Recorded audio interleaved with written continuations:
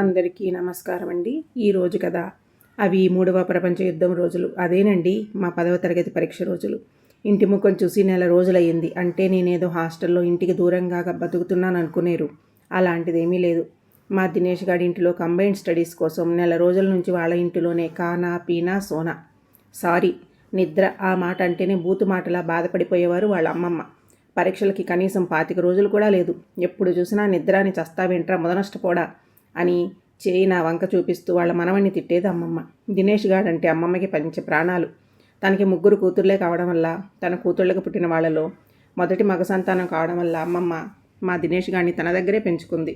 10వ తరగతి పాస్ అవ్వడమే ఈ మానవ జాతికి పరమార్థం. మీరు పుట్టిందే 10వ తరగతి పరీక్షలు పాస్ అవ్వడం కోసం అని అమ్మమ్మ నాకు, ఆ దినేష్ గాడికి రోజుకి కనీసం అరగంట హితబోధ చేసేవారు.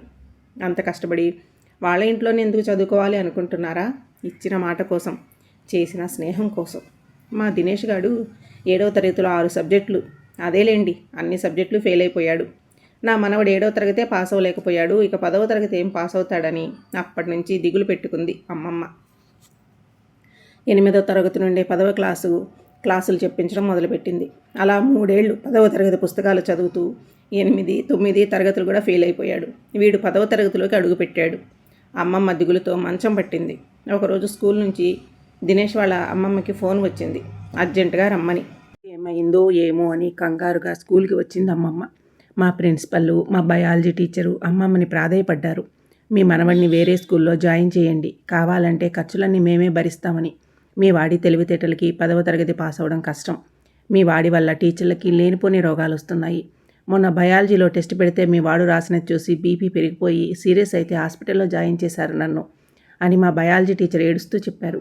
అదేంటండి, ఏం రాశాడు అని అమ్మమ్మ అమాయకంగా అడిగితే, ఏం రాశాడా, గుండె గురించి రాయమని అడిగితే గుండె తల వెనక భాగంలో ఉంటుందంట.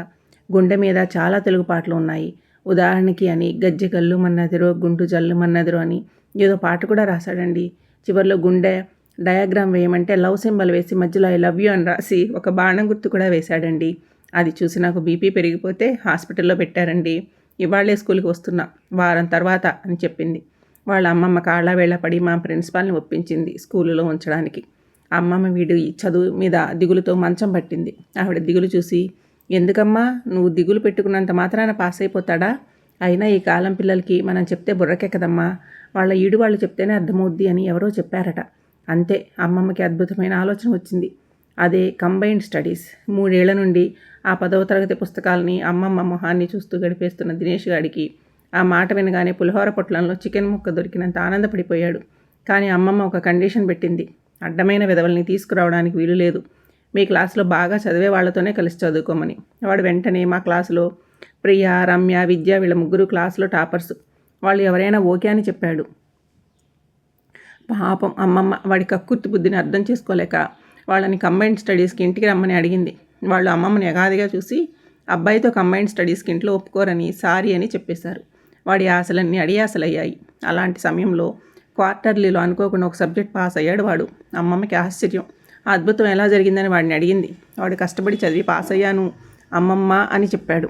కానీ అమ్మమ్మ నమ్మలేదు. వాడి తల మీద వాడి చెయ్యే పెట్టి నిజం చెప్పమంది. వాడు నా దాంట్లో చూసి పాస్ అయ్యాడన్న రహస్యం చెప్పేశాడు. అంతే, సకుటుంబ సపరివార సమేతంగా దినేష్ గాడు మా ఇంటికి వచ్చాడు. వాళ్ళ అమ్మమ్మ నన్ను మా ఇంటి ఎదురుగా ఉన్న మునగ చెట్టు ఎక్కించేసింది. మీ అబ్బాయి దానిలో చూసి రాస్తేనే మా వాడు ఒక సబ్జెక్ట్ పాస్ అయ్యకపోతే మీ వాడితో కలిసి చదువుకుంటే మా వాడు ఖచ్చితంగా అన్ని సబ్జెక్టులు పాస్ అయిపోతాడు. కాబట్టి మీ అబ్బాయిని రోజు చదువుకోవడానికి మా ఇంటికి పంపించండి అని మా అమ్మని అడిగింది. మా అమ్మ, అయ్యో దానిలో ఏముందండి, చదువుకోవడానికేగా, ఖచ్చితంగా పంపిస్తాను అని మాట ఇచ్చేసింది. నేను కూడా దినేష్ గాడి కోసం వస్తాను అని మాట ఇచ్చాను. అలా ఆ రోజు నుండి సాయంత్రం స్కూల్ వదలగానే వాడితో పాటు వాళ్ళ ఇంటికి వెళ్ళడం మొదలుపెట్టాను. అమ్మమ్మ దినేష్ గారితో పాటు నన్ను కూడా సొంత మనవళ్ళలా చూసుకునేది. అక్కడ దాకా బాగానే ఉంది. ఆ తర్వాత నుండే అసలు కథ మొదలయ్యింది.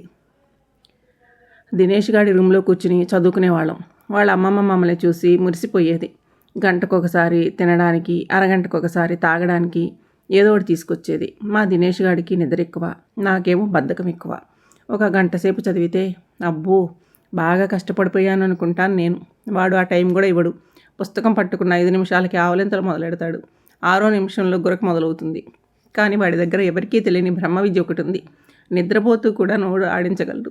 అది చూసి వాళ్ళ అమ్మమ్మ మనసులో చదువుకుంటున్నాడేమో అని సైలెంట్గా వెళ్ళిపోయేది. కొన్ని రోజులకి అలా పుస్తకాలు ముందేసుకుని కూర్చోవడం బోరు కొట్టి పుస్తకాలు పక్కన పడేసి కబుర్లు చెప్పుకోవడం మొదలుపెట్టాం. ఒకరోజు ఇద్దరము కబుర్లు చెప్పుకుంటూ ఉండగా దినేష్ గారు అకస్మాత్తుగా పుస్తకం పట్టుకుని చదవడం మొదలుపెట్టాడు. ఏమైందో ఏమిటో అర్థమయ్యేలోపు వాళ్ళ అమ్మమ్మ లోపలికి వచ్చారు. మా ఇద్దరిని చూసింది. కూసేగాడిదొచ్చి మేసేగాడిదని చెడగొట్టినట్లుంది అని ఒక సామెత చెప్పి వెళ్ళిపోయింది. అరే, వేసిన తలుపులు వేసినట్లే ఉన్నాయి, ఆమె వస్తుందని నీకు ఎలా తెలుసురా అని అడిగితే అనుభవం 3 ఏళ్ల నుండి మరి ఎలా ఉంటున్నాను అనుకున్నావు అని ఓ విలన్నవు నవ్వాడు. కానీ వాడి ఆటలు ఎంతో కాలం సాగలేదు. అమ్మమ్మకి అర్థమైపోయింది తన గాజుల శబ్దం విని వాడు ఎలర్ట్ అవుతున్నాడని. ఒకరోజు గాజుల శబ్దం కాకుండా రూమ్లోకి వచ్చి తొంగి చూసింది. మావాడు పుస్తకం ముందు పెట్టుకుని ఒక కాలు గోడపైన ఇంకో కాలు మంచపైన పెట్టుకుని నోరు తెరుచుకుని నిద్రపోతున్నాడు. అంతే, అమ్మమ్మ ఒసై రాములమ్మ అయిపోయింది. వాడిని అడ్డమైన తిట్లు తిట్టింది. అప్పటి నుండి రూమ్లో తలుపు వేసుకోవడం నిషేధం. అయినా దరిద్రుడికి నిద్ర మాత్రం తగ్గలేదు. తన బ్రహ్మ విద్యను వాడడం మొదలుపెట్టాడు. ఒకసారి పుస్తకం తల కిందకి పెట్టి కళ్ళు మూసుకుని నిద్రపోతూ నోరు ఆడిస్తున్న సమయంలో అమ్మమ్మ లోపలికి వచ్చింది. వాడి ముందు కూర్చుంది. కానీ వాడు అదేమీ గమనించకుండా తల కిందకి దించి నోరు ఆడిస్తూనే ఉన్నాడు. అమ్మమ్మకి అనుమానం వచ్చింది. చిన్నగా వాడి ముందు ఉన్న పుస్తకాన్ని నిదానంగా ముందుకు లాగింది. అయినా వాడు అలాగే నోరు ఆడిస్తున్నాడు. పుస్తకాన్ని వాడి ముందు నుంచి తీసేసింది. అయినా నోరు మాత్రం ఆడతానే ఉంది. అంతే, నెత్తి మీద ఒక్కటిచ్చింది. వాడు నేలకి ఖర్చుకున్నాడు. అలా వాళ్ళిద్దరినీ చూస్తుంటే టామ్ అండ్ జెర్రీ చూస్తున్నట్లుండేది. అలా రోజులు గడిచిపోతూ పరీక్షలు దగ్గర పడ్డాయి. అమ్మమ్మకి బీపీ పెరిగిపోతుంది. నన్ను పరీక్షలు అయ్యే వరకు ఇంటికి వెళ్తానంటే కాళ్ళు విరగొడతానంది. ఆ 4 రోజులు మాకన్నా ముందు లేచి మమ్మల్ని లేపి చదువుతున్నంతసేపు మా రూమ్ చుట్టూ తిరుగుతూ ఉండేది. ఒకసారి దినేష్ గాడికి సోషల్లో ఒక ప్రశ్న అడిగి జవాబు చెప్పమంటే వాడు పిత్తరచూపులు చూస్తుంటే చీ వెదవా, ఇది కూడా రాదా అని టకటకా గుక్క తిప్పుకోకుండా ఆన్సర్ చెప్పేసింది.